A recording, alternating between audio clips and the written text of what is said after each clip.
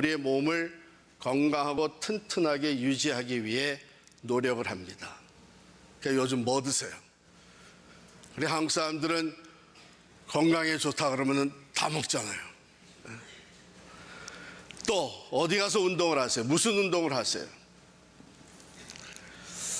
더 중요한 것은 우리가 몸을 그렇게 관리하는 이유가 무엇인가? 오늘 말씀은 우리들에게 너무나도 정확하게 그 목적과 이유를 말씀해 줍니다. 먼저는 우리 몸이 내가 주인이 아니라 주인이 따로 있다는 거예요. 우리 몸의 주인은 하나님이시라는 겁니다. 19절부터 20절 말씀 한번 볼까요? 너희 몸은 너희가 하나님께로부터 받은 바 너희 가운데 계신 성령의 전인 줄을 알지 못하느냐? 너희는 너희 자신의 것이 아니라 값으로 산 것이 되었으니 그런즉 너희 몸으로 하나님께 영광을 돌리라. 첫 번째로 우리 몸은 하나님께로부터 받은 것이라는 거예요. 창조주 하나님이 우리의 몸을 만드신 거예요. 우리가 잘 아는 대로 흙으로 사람을 지으셨습니다. 만드시고 그 다음에 하나님의 형상대로 만든 이 인간에게 생기를 불어넣으셨습니다. 그래서 생명이 되게 하셨다. 우리 몸은 그냥 흙으로만 된 것이 아니라 생명이, 이것은 뭐냐면 영이신 하나님과 우리가 교제할 수 있게 만들어 주신 거예요. 영이신 하나님과 교제하며 영생을 누리도록 우리를 창조하신 거예요. 그래서 이 몸은 하나님으로부터 받은 것인데 얼마나 그 놀라운 가치가 거기에 있습니까? 그래서 어떤 분은 하나님이 인간을 이렇게 만든 것은 인간을 신적인 가치와 존재의 의미가 있게 하신 것이다, 이렇게 얘기를 합니다. 그런데 그렇게 고귀한 존재로 지음받은 인간이 죄를 범합니다. 아담의 범죄로 말미암아 죄와 사망에 처하게 됐는데 성경은 본질상 진노의 자녀로 전락했다, 이렇게 말합니다. 그런 인간을 하나님께서 이번에는 예수 그리스도의 보혈로 그 죄값을 다 치러주셨어요. 그래서 오늘 말씀에 보면은 너희는 값으로 산 것이 되었다. 무슨 값이에요?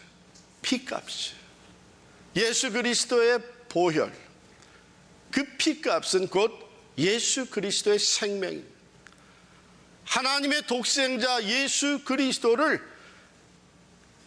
피값으로 죄값을 대신하는 대속의 제물로 내어주시면서 우리를 사신 거예요. 그만큼 여러분과 제가 하나님 안에, 하나님의 안목에, 하나님의 눈에 존귀한 존재입니다. 독생자를 내어주시면서까지 그 피값으로 우리를 사신 그 하나님, 여러분과 저는 참 하나님의 것으로서 얼마나 존귀한 존재인 줄 모릅니다. 그 피값으로 사셨어요. 그리고 세 번째는 성령이 거하시는 거룩한 성전이 되게 하셨습니다. 19절에 너희 몸은 너희가 하나님께로부터 받은 바 너희 가운데 계신 성령의 전인 줄을 알지 못하느냐. 우리가 예수를 믿을 때에 하나님께서 성령으로 인쳐 주십니다. 즉 하나님의 영, 그리스도의 영인 성령이 우리 안에 거하기 시작합니다. 이게 성령의 내재죠. 거룩하신 하나님의 영, 그리스도의 영이 예수를 믿는 우리 성도들의 몸에, 이 안에 거하시는 거예요. 영으로 거하시는 거예요. 보세요. 여러분과 저는 여전히 부족하고 연약합니다. 우리는 날마다 죄인인 것을 고백할 수밖에 없는데 우리 안에, 우리 중심에 하나님의 영, 거룩하신 하나님의 영이 우리와 함께 계시는 거예요. 그래서 우리 몸이 성령이 거하시는 거룩한 성전이 되게 하신 것입니다. 하나님께로부터 받은 것이요, 예수 그리스도의 피값으로 하나님이 사신 몸이요, 하나님의 영, 그리스도의 영이 우리 가운데 영원히 거주하는 그것이 우리의 몸이라면 누가 감히 이 몸은 내 것이라고 얘기할 수 있겠어요? 어느 누가, 적어도 예수를 믿는 사람들이 이 몸은 내 것이기 때문에 내가 원하는 대로 내 마음대로 쓸 수 있다고 하는 얘기를 누가 할 수 있겠어요? 이 몸의 그 가치와 거룩함을 우리가 깨닫는다면 우리의 삶은 거기에 걸맞는 삶이 돼야 되는 거예요. 그게 지혜로운 사람이고 제대로 하나님 앞에서 살아가는 성도가 된 것이죠. 시편 49편 20절에 보면은요, 존귀하나 깨닫지 못하는 사람은 멸망하는 짐승 같도다 그랬어요. 하나님이 이렇게 존귀하게 우리의 몸을 허락해 주셨는데 그걸 깨닫지 못하는 사람은 멸망하는 짐승과 같다 그랬어요. 그런 일이 있을 수 있을까? 고린도 교회에 그런 일이 있었어요. 그래서 바울이 이 말씀을 쓰게 됐습니다.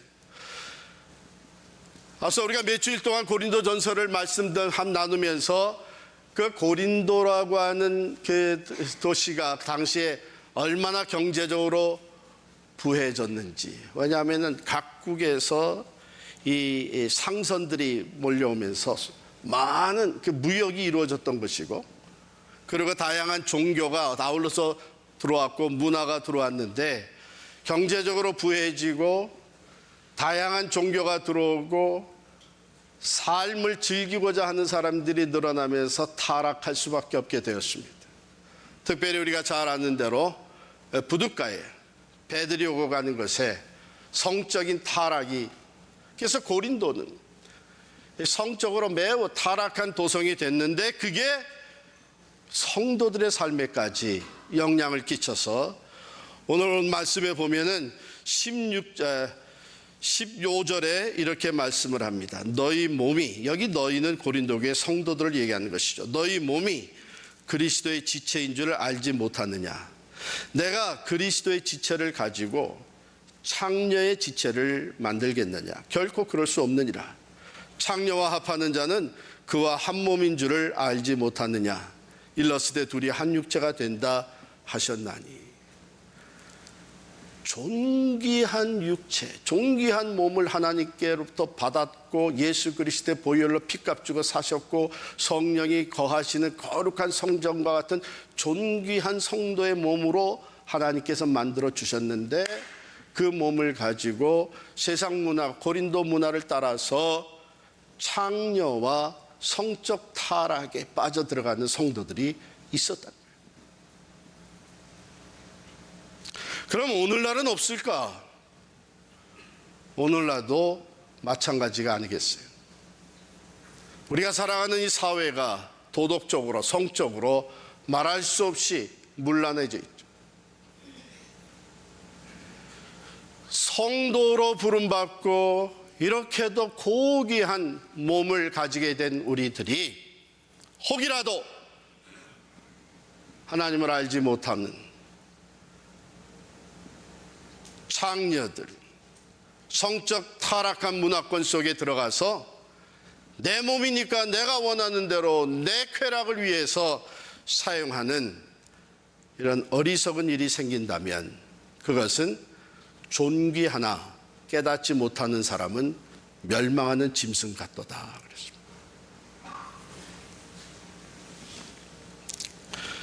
그렇기 때문에 우리는 우리의 몸이 내 것이 아니라 하나님의 것이요, 하나님께서 고귀한 아주 가치스러운 몸으로 만들어 주셨다고 하는 것을 깨닫고, 이제 그러면 내가 이 몸을 어떻게 사용해야 될 것인가, 여기에 관심을 가져야 됩니다.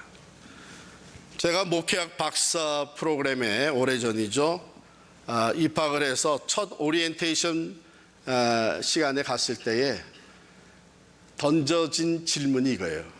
Why do you do what you do? 목회학 박사 학위는 적어도 목회를 5년 이상 경험한 사람들에게 주어지는 학위입니다. 그러니까 목회 현장에서 예배 인도도 하고 설교도 하고 신방도 하고 기도회도 인도하고 성경도 가르치고 뭐 여러 가지 미니스트리 선교도 하고 이 모든 많은 것을 경험한 사람들이 모였는데 거기서 던지는 질문이 뭐냐 하면 Why? 왜 그런 모든 것을 하고 있느냐? 본질적인 것을 질문하는 거예요. 그런데 이 질문은 우리들에게도 마찬가지입니다. 우리 모든 성도들이 참으로 우리가 전통적으로 교회 생활을 해오고 있습니다. 내가 교회 문화에 이제 익숙되어 있습니다. 예배도 드리고 성경 공부에도 참여하고 전도도 하고 찬양도 하고 다양한 일을 하는데 우리의 몸을 사용해서 하고 있죠. 근데 그뿐입니까? 나가서 세상에서 우리가 하고 있는 일들이 너무나 많습니다. 일터에서 일을 합니다. 작고 큰 일을 우리가 선택하고 그 선택한 것을 우리의 삶으로 행동으로 옮겨 놓습니다. 질문은 뭐냐면 왜 그러냐? 왜 그런 일을 하느냐? Why do you do what you do? 내 몸을 사용을 해서 그런 다양한 일을 하고 있는 목적이 뭐냐는 것이죠.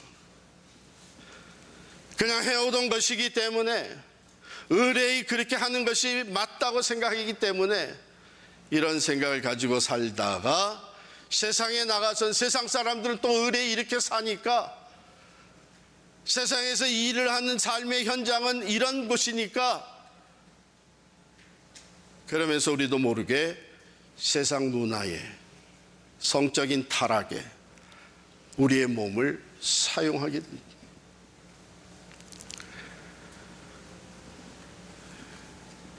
로마서 12장 1절 2절의 말씀은 우리가 내 것이 아니라 하나님의 몸, 이 몸을 잘 사용해서 하나님을 영화롭게 해드리기 위해서 먼저 해야 될 것을 가르쳐 줍니다. 로마서 12장 1, 2절의 말씀을 제가 읽어드리겠어요.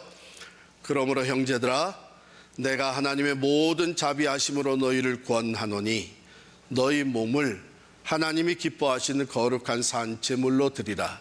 이는 너희가 드릴 영적 예배니라. 모여서 예배 드리는 것이 다가 아니고 흩어져서 살아가는 삶의 현장에서 우리의 삶의 모습 그 자체가 하나님 앞에 드려지는 거룩한 산 제물이 될 때에 그것이 진정한 영적 예배가 된다 말씀하셨음. 그러기 위해서 너희는 이 세대를 본받지 말고 오직 마음을 새롭게 함으로 변화를 받아 하나님의 선하시고 기뻐하시고 온전하신 뜻이 무엇인지 분별하도록 하라. 그것을 분별해서 그 하나님의 뜻과 하나님의 영광을 위해서 내 몸을 사용해야 된다는 것이죠. 하나님께 영광이 되는 삶은 성적으로 깨끗해야 됩니다. 언행에 있어서 성결해야 됩니다. 왜? 하나님이 거룩하시기 때문에. 오늘날 참으로 우리가 눈으로 보고 듣고 하는 이 모든 것에 얼마나 많은 타락한 문화가 우리 가운데 침투해 들어오고 있는지 모릅니다. 성경은 이 성적 범죄를 크게 다루고 있습니다. 왜냐하면 오늘 여기 있는 말씀대로 18절에 보면 음행을 피하라. 사람이 범하는 죄마다 몸 밖에 있거니와 음행하는 자는 자기 몸의 죄를 범하느니라. 우리가 주와 합하여 한 영, 주와 합하여 한 영이 된 것과 같이 우리가 누구랑 합하느냐에 따라서 하나가 된다고 하는 것입니다. 그러므로 이것은 쉽게 관계를 파괴하고 가정을 무너뜨리는 일이 됩니다. 이건 단순한 성적인 쾌락으로 끝나는 것이 아니라 몸의 연합, 인격적 연합이 되어서 성도로 세움받은 우리들의 삶이 창녀와 합해지는, 하나가 되는 이런 추한 죄악된 모습으로 타락하게 된다는 것입니다. 영국의 위대한 설교자였던 찰스 스퍼전 목사님, 저는 이번에 리서치를 하면서 알게 됐는데요, 이 찰스 스퍼전 목사님이 한때 애연가였대요. 그래서 담배 그리고 파이프 이것을 아주 즐겨 피웠었는데, 찰스 스퍼전 목사님이 워낙에 설교를 잘하신 분이기 때문에 이 사실을 알게 된 많은 사람들이 찰스 스퍼전 목사님도 담배를 피는데 뭐, 그분도 파이프를 피는데 뭐 하면서 자기들의 그 흡연 생활을 합리화시켜가는 거예요. 물론 한 찰스 스퍼전 목사님은 담배를 피고 안 피고가 그게 구원의 문제와 관계 있는 것이 아니라는 건 너무나 잘 알고 있고, 신학적으로는 그것이 문제가 없고 성경에도 담배 피지 말라는 얘기는 없다고 하는 것을 너무나 잘 알고 있었기 때문에 그는 그냥 서스름 없이 애연가로 살아가고 있어요. 그런데 어느 날 한 가게에 들렸는데 거기서 충격적인 광고를 본 거예요. 거기에 뭐라고 광고가 유리판에 붙여져 있었냐면 스퍼전의 담배 이렇게 써 있어요. 그러니까 아마 스퍼전 목사님이 즐겨 피는 담배, 그런 광고였던 것 같아요. 스퍼전의 담배. 이 광고를 보는 순간 스퍼전 목사님이 엄청난 충격을 받는 거예요. 나 스퍼전이 주님을 전하는 사람인 것에 포커스가 맞춰진 것이 아니라 담배 피는 목사로 포커스가 맞춰졌구나. 그 순간 그렇게도 고집스럽던 자기에게 습관을 잘라버립니다. 그것이 성경적으로 신앙적으로 문제가 안 된다고 생각했던 스퍼전 목사님이 이게 심각한 문제구나, 하나님의 영광을 위해서 내 몸이 사용되어야 됐는데 오히려 그 하나님의 영광을 가리울 뿐만 아니라 다른 사람들이 적당히 합리화해서 자기들의 몸을 망가뜨리고 오히려 흡연을 즐기면서 하나님의 영광을 가리우는 것에 이를 수 있도록 내가 쓰여지고 있었구나.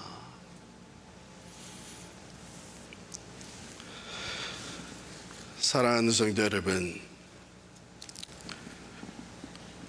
술 마시고 담배를 피우고 또 성적인 쾌락을 즐기고 이런 것들이 한번 곰곰이 생각을 해봅시다.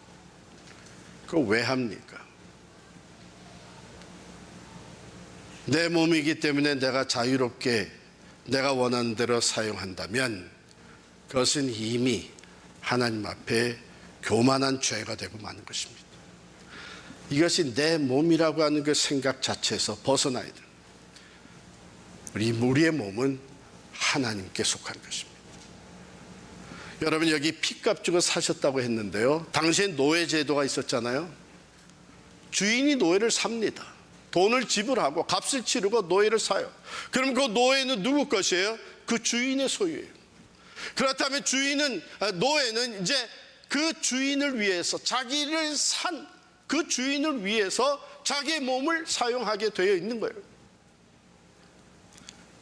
핏값 주고 우리의 몸을 사신 주님, 그리고 성령으로 우리 가운데 들어와 계시는 하나님, 우리의 몸은 너무나도 당연하게 그 하나님의 영광을 위해서 사용돼야 되는 것입니다.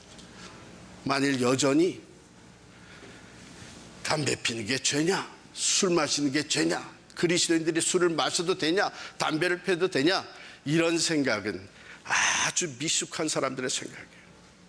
우리의 생각은 이제 한 차원 높아져서 내가 하는 행동, 내가 선택하는 하나하나가 하나님께 영광이 되느냐, 내게 유익이 되느냐, 내 영적 생활, 신앙생활에 유익이 되느냐, 바로 그게 기준이 돼야 되는 줄을 믿습니다. 바로 이게 오늘날 승리하는 성도들의 삶이 되는 거예요. 이번에 제가 한국을 방문하고 돌아오면서 여러 가지로 도전을 받았는데요. 그 중에 하나가 제가 중학교 때부터 사귀던 친구들을 이제 한국 나가면 만났는데 이번에도 만났어요. 근데 이 친구들이 날 보자마자 야, 너는 여전히 몸무게가 많이 나가겠다 그러는 거예요. 그래서 보니까 정말 다 날씬해. 한국엔 정말 식사를 하는데요. 밥 그릇을 가져왔는데 야, 뭐 이렇게 조금 주나 전 속으로 생각했는데 이 친구들은 그거 먹고 다 배불러 되는 거예요.